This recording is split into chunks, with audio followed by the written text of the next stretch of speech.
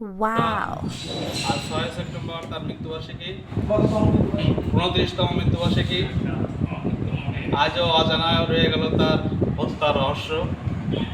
কেন তিনি আত্মহত্যা করলেন নাকি তাকে মেরে ফেলা হলো, সালমান শাহর ভক্তরা জানতে চায়।